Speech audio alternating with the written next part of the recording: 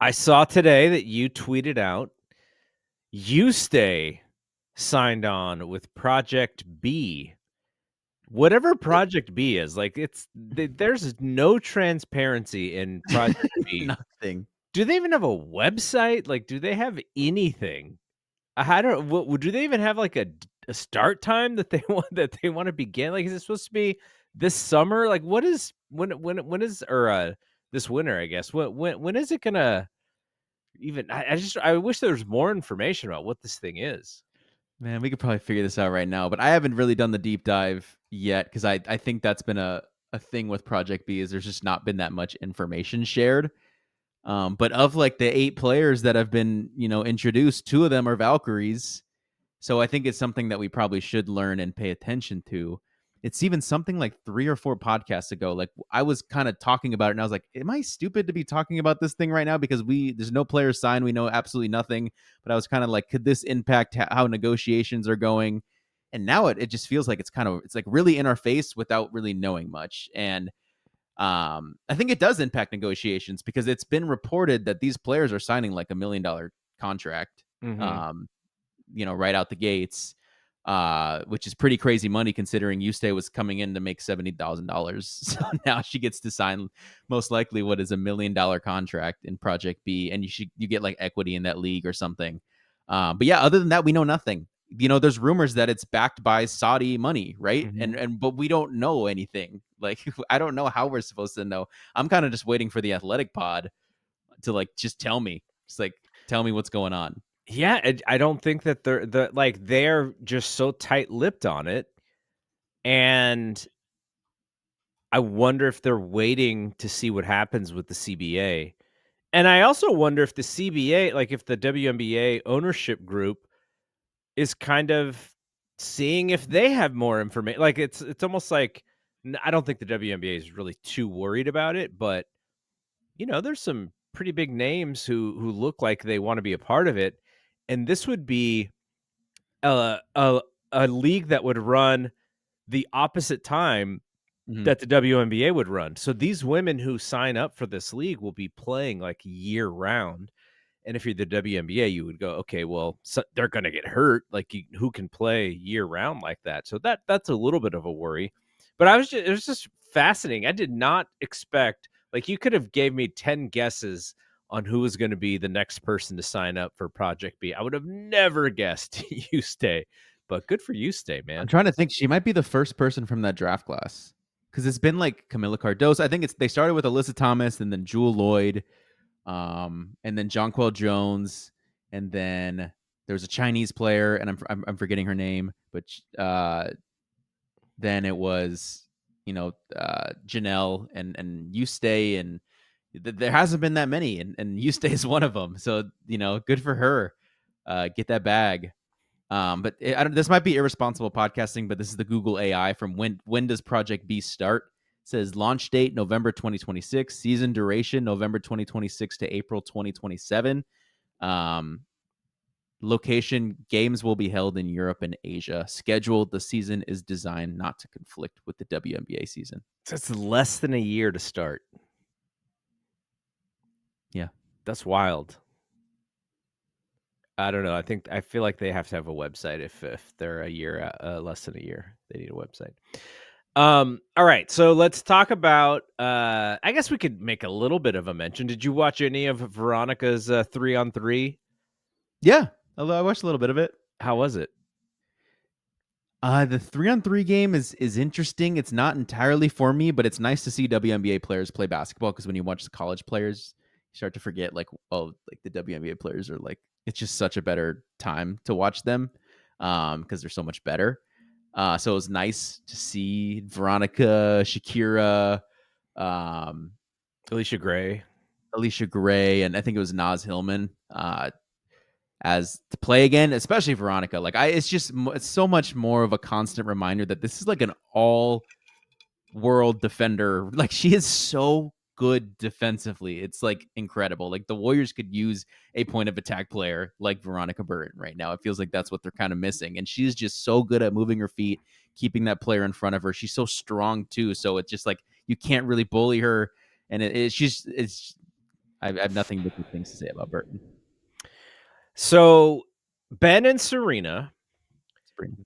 they had a really fun post. They had a fun exercise, which is let's be GMs of the two new expansion teams, the Tempo and the Fire, and let's put together our expansion draft picks for what we believe will be the available players. So what they did is they did all the protections and they only did 5. And then they also made all of the picks. And so the 5 players that they protected for the Valkyries were Veronica Burton, Juste, Ileana Rupert, Janelle Salon, and Kayla Thornton. We had some people in the Discord, or one specific person in the Discord, I believe it was Casta, said, I don't know if they're going to protect Thornton. And I thought about that for a second. And 1, she's coming off a knee injury. 2, they were able to make the playoffs without her. So I get that perspective. But the team should be cooking if Kayla is back full strength. Like she is, if not their best player, their second best player, at least on the court, as we saw last year. You know, if it's Veronica, then Kayla's right there next to her. Like that's how good they were. But if you protect Kayla, then you cannot protect someone like Carla or someone like Vandalicini. Santa Lucia. So, what did you think about their choices for the 5 protections? It's just tough because I know that, expansion draft stuff needs to start coming out because it would have been in like a week or two, and it's like, good content to get out there. It gets a lot of clicks, but we just still don't know the rules, man. Like we still don't know, and that means a lot to know how many protections you get, to know what the undrafted free agency rule is. That's kind of what I'm most looking for. But I think what I liked from that exercise that they did is kind of seeing where the rest of the teams, because it's like I don't think that their 5 is going to be the exact 5 that we protect, that the Valkyries protect, but it's pretty damn close, right? So Mhm. it's kind of interesting seeing, their protections for the rest of the league. Dallas especially, like Arike Ogunbowale was not protected, and she was selected in their mock draft. So I think with Kayla, I think if you do not protect Kayla, and there is, I think she and there's only 5 protections, I think she probably gets selected. And so are you okay with that? Just the idea of like if the Valkyries had the opportunity to, I know, like given Kayla's circumstances, she was an all-star, but she missed Mhm. a lot of time. Like imagine if the Valkyries had the opportunity to select an all-star. Mhm. Like I think they would have.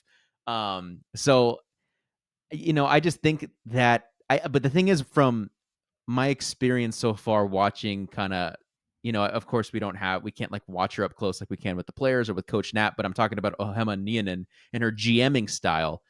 I have felt like I've talked about, maybe what I would do as a GM, and it kind of feels like I'm trying to like be advantageous and make all these deals, and then in reality like kind of nothing happened. And I Mhm. wonder like if she's more of like a relationship kind of GM, like, Kayla helped build the culture, build the foundation of this team. Like I think putting my faith in you and making you a protection, like that might go a long way versus not protecting you and maybe making the advantageous thing, which is Carla. Carla's not nearly the player Kayla Thornton is right now, but she has, years left on the books. And not, you can't say that for a lot of players in the WNBA right now, that you can actually have them for sure on your team the following season. Um, so I do think that, seeing her GMing style, I feel like Kayla gets protected. So seeing what we've seen so far, no trades. She hasn't made any trades. Um, feels like not. Just it hasn't been. I guess like the trade deadline or the free agency splash. It hasn't been like very splashy. It's been Mhm. very like reserved. So I wonder. I feel like not protecting Kayla is splashy. Like it's like whoa. So I don't know. I guess the Julie Van Loo thing was a little But it's like when then we looked into it and we were like, okay, maybe not. Maybe that wasn't a big deal.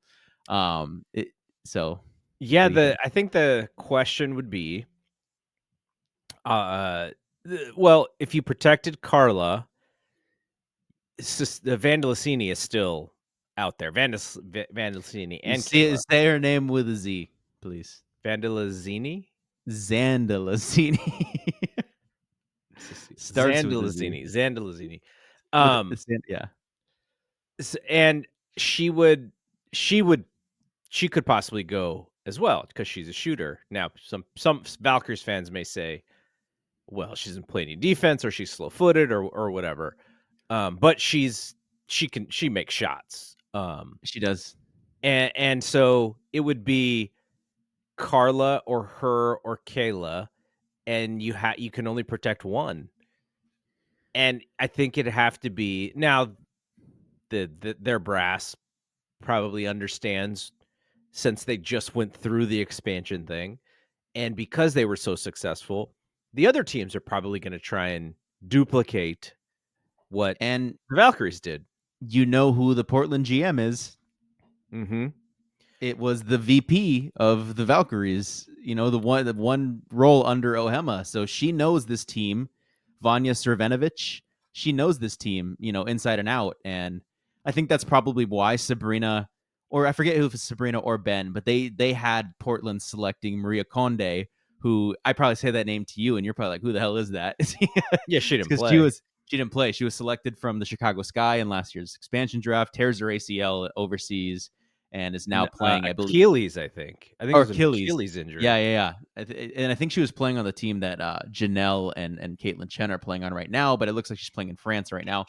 Um, but an international player, Vanya seems to have her eye like know about all the international players. I think when I talked to Juste, like that was the one person from the Valkyries org that she had already known was Vanya. So she's kind of she knows her way around the international scene. So it makes sense for her to go in the direction of Conde. But I gotta imagine, at least from Toronto's perspective, that if Kayla was available, I think they'd select Kayla. Um, but I don't know. That see, it's tough to think about because Kayla is the obvious person, in my opinion.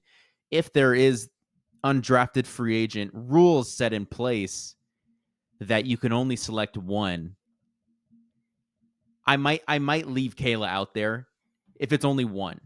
But if you can kind of just go nuts and select them all, and last year I don't think, I'm forgetting if there was a rule that you couldn't select them or if it was that it would only make sense to select one because you would only be able to offer one a core designation. So I, I don't know. It's just tough. It's tough with this stuff because it's fun and it's very interesting and it's fun fodder, but like it's like we just don't know the damn rules because I believe Zandalacini is a restricted free agent or she's one of those reserved or something. I don't think she's unrestricted. I don't think. And then Carla, of course, is still on her rookie scale, so it just would make sense to prioritize.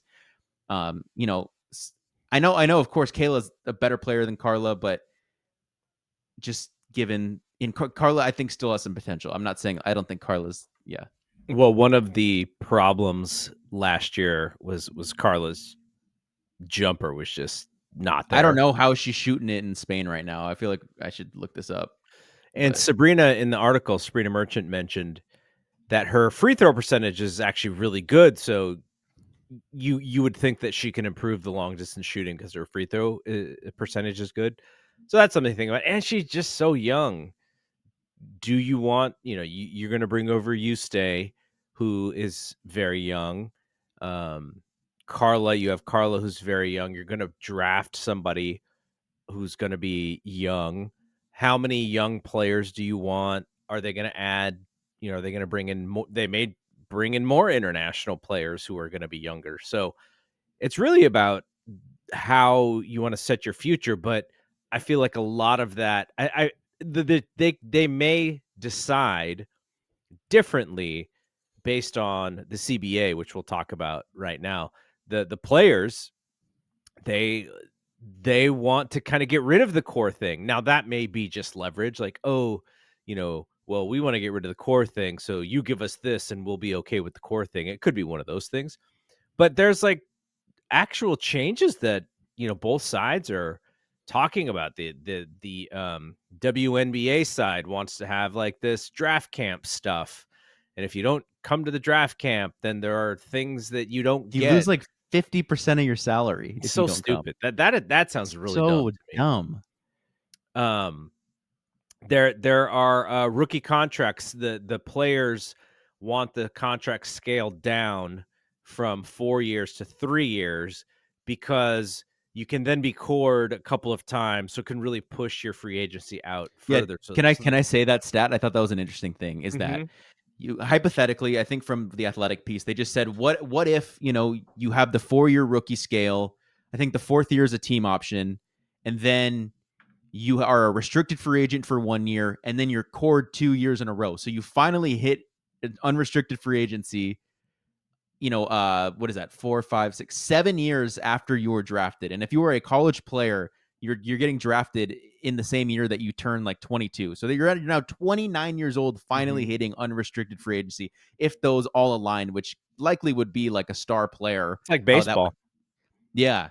So that, they're trying to change that. So it's a 3-year rookie scale, instead of the 4 years, with the 4th year being a team option. And that makes sense. I understand why they'd want that. But have you seen, what about the team housing stuff? They want to get rid of team housing and apartment or housing stipends that they give out, which I think is tough considering that, um, yeah, they aren't paying all too much right now, but I know that's expected to go up. And And there's a what is, lot of 10-day deals, 10-day mm-hmm, contracts because they have limited roster space, and so you're not locking all of these players into full season. So what does a player do?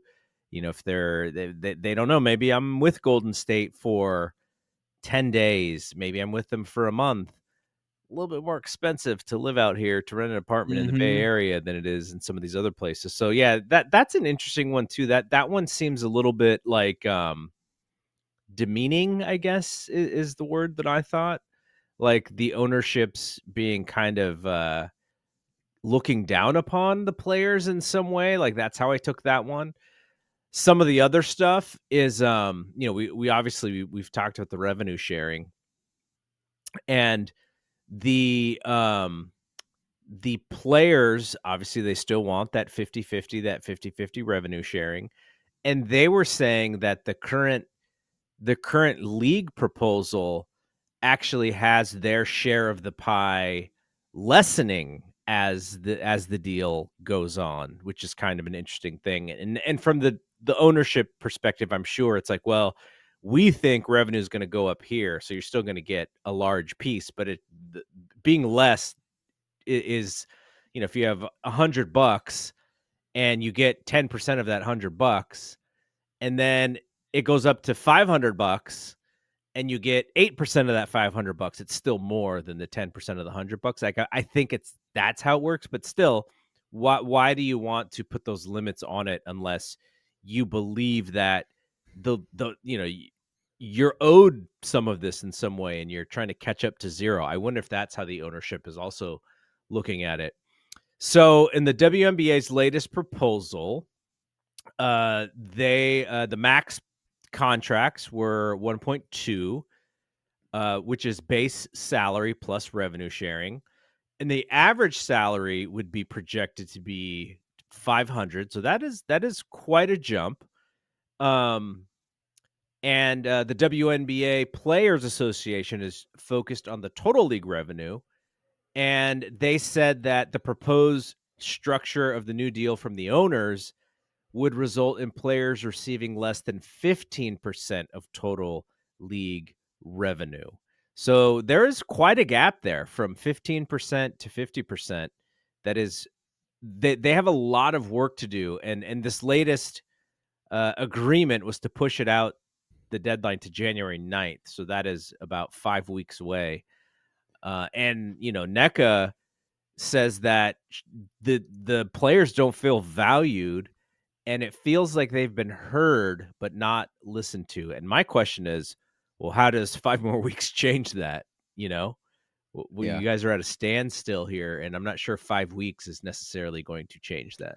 I was talking to someone earlier today, and we were talking about, like, do you feel like a lockout is still like, what do you think there's gonna be a lockout? And I kind of felt like after the October extension, when they needed to figure it out by October 31st, and then they're like, okay, we'll do a 1 month extension. Like things seemed more like the vibes and the messaging. It seemed more like dire or more likely for like a lockout. Like it just did not seem good. It seemed like they were so far apart.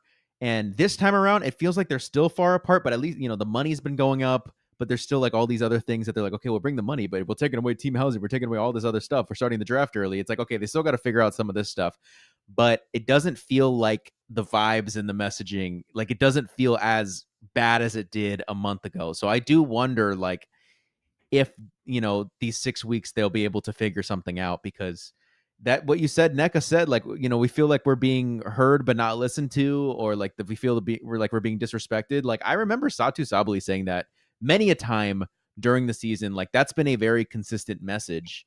So in my head, I'd be like, okay, well then we're headed towards a lockout because they keep saying the same damn thing.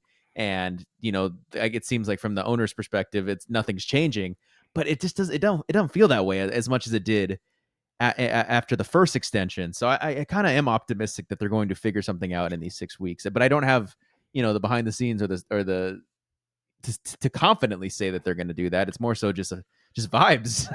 And they've mentioned wanting to start the season earlier, which doesn't make any sense whatsoever because it's fully reliant on the end of the women's college season and the draft. Like, are you going to start this draft during Final Four weekend? Like, how do you? That doesn't sound smart. But I do wonder. The Players Association, they do have a trick up their sleeve. All Caitlin Clark has to do is come out and say, we are going to be patient. We are not going to sign a bad deal. It is up to the owners to come to the plate with something a little bit more uh, of a partnership. And if Caitlin was to come out and put a little bit of pressure on the league and make the league look bad, you have this very diverse audience. Now, I know that our Bay Area Valkyries audience is going to be way more diverse than everyone else's. But you go to a Valkyries game, and that is an audience that is going to be much more player centric, player focused, than rooting. Like sometimes you see in the like in the NFL, like fans root for the owners for some weird reason. And you have a league that is a little bit, the WNBA. To be a fan of the WNBA, you're probably a little bit more savvy about certain things. And if you had the most popular player, the most famous player come out and say, ownership bad, you guys need to step up to the plate and take us seriously, I think that publicly changes the dynamics of this whole thing and actually makes people go, oh, like they may not start next year. You're telling me New York Liberty, you're calling me for renewals, and Caitlin Clark just told me that we may not start on time. Like, what's going on here? Yeah. And then you put more pressure on that kind of stuff. I think that's the Yeah. trick. I mean, I don't know if they'll utilize it. I don't know if Caitlin wants to be that. I don't think she wants to. I mean, that's a completely different conversation, but I feel like in her two short years in the league so far, it's kind of felt like she doesn't want to shake the boat in that regard. And it felt like when she even like kind of agreed with Nafisa Mhm. in Nafisa's call out of Kathy, like that felt like a really big deal because because it's like our standards are a little lower for her. Like she does a little bit, it's like, oh wow, she really did something. But here's Paige on the other hand, like just like, so on board with everything. And it's just like, well, we expect that. Paige has always kind of been like that. But I feel like I think that would be a big deal if she did it. I'm not entirely anticipating it. I'm not ruling it out. But I agree with you that changes a lot of things. She's Caitlin Clark, dude. Like It will put she, pressure on yes. some folks to do some stuff. And the one thing I like about Caitlin, and if you I read her book, the Christine, I think it's Christine Brenneman wrote the book. Is that her There's already name? a book Christine out Brenneman? on Caitlin. Yeah. Let me see here. Christine Brennan. I said Brenneman. Christine Brennan, uh, kind of been at the forefront of women's sports. She wrote a book on Caitlyn, and one of the things about Caitlyn is Caitlyn has a really good perspective of the people who came before her, the women Mhm. who came before her and were pioneers, and everyone knows the Maya Moore story of that. It's just her Yep. favorite player of all time. But she's very smart about, I'm not gonna take this for granted because I know the hard work that went before me. And a lot of the women who maybe, didn't get the same treatment as her, she's very much understands that part of it. So I think I think her spirit and her mindset is there. Does it go against the sponsorships? Does it go against what Yeah, Nike wants her to do? Does it go against what her PR team wants her to do? That's the kind of thing that you worry about in this scenario. Like historically, right? Michael Jordan stayed as much in the middle as he could as possible, and he once said jokingly, like, Republicans buy shoes too. Like he said that, and that became like a public statement, and people was like, I was "Oh, literally okay." about to say that for the Caitlyn thing. R So, but that is out there, but I feel like Caitlyn in today's society is a little bit more of a feeling kind of person than the pop culture figure that was Michael Jordan. So, I would love to see it because I get why the players want what they want, and I sort of get why the owners are like, "Hold on here. We've been trying to get this thing running for 20 some odd years. We finally had 2 really good seasons. Like, let's not put the horse before the cart." Like, I get that, but I also get ownership they just penny pinch at everything. So, some of that I don't really believe in it, but, yeah, they have a card to pull here, and I think if they did it, I think it would actually work, and I think it would actually create the sides, and you would have fans starting to go, you're like, "Oh, yeah, why don't the owners wanna give them, like, the NBA gets 50%, why do the owners only wanna give the WNBA 15%? Like, what is the deal here? It doesn't sound fair." I think that would put a lot of the onus on them, so, all right. I have We one more thing to say because we didn't touch on it, but obviously there's a women's college basketball season going right now. The Mhm. Valkyries have the 8th pick in the draft. And I was just going to say to people who want to keep an eye on specific college players for Valkyrie purposes, I believe that I said in our Discord, which is another reason to join the Discord. We talk about this stuff, but I'm anticipating for them to be looking at specifically this first player because Natalie Nakase was in the audience when UCLA played Tennessee. And this player had a really good game, Gabriela Jaquez. Mm. I'm anticipating that the Valkyries are keeping an eye on Gabriela and maybe would select her with that 8th pick. The same goes for South Carolina's Raven Johnson. The same goes for Gianna Neepkins of UCLA as well. And the same goes for Medina Okot from South Carolina. So 2 UCLA, 2 South Carolina. There's a few other players. Ohio State transfer to Ole Miss. Cody McMahon is someone who I'm kind of keeping an eye on as well. More so, like I'm just wondering of the direction of what they want to draft. Do they want to kind of keep someone who can hit a 3-point shot, but also has that gritty defense that, Coach Nat seems to like to coach. I Mhm. think a lot of those players fit that, except for Neepkins. She's more of just a sharpshooter. But I know it seems like there's a kind of a polarizing belief of where she should fall. Like I know the Sierrat's pod for the Ringer. I feel like she's kind of tossing around like 5 or 6 for Neepkins when there's kind of been like a consensus top 6 or 7. Then anyone that falls after that is anyone's game that Neepkins Mhm. hasn't been a part of. But so she's kind of zagging and saying that hey, maybe Neepkins is a 5 or 6 player. So a couple other people have that belief too. So just something to keep an eye on. I think this Jaquez thing though, she's had some kind of role player, but this year there's been some leaps and high scoring games. Kind of does it all, similar to her brother. Can shoot the 3 ball, play defense, cut. He does what you want. Someone who wants to a winning role player to do. I think that would fit well on the Valkyries. But I'll continue to watch and keep an eye out and update as we go. Are we going to that classic? True, we should. That's I believe it's like the weekend of like the 18th or the 20th or the 21st. It's around that, the Invisalign Bay Area Women's Classic, and it's like USC, Stanford, Berkeley, and is it Ohio State again? I forget who the I don't fourth school remember. is. I want to see Jazzy. Yeah, that'd be cool.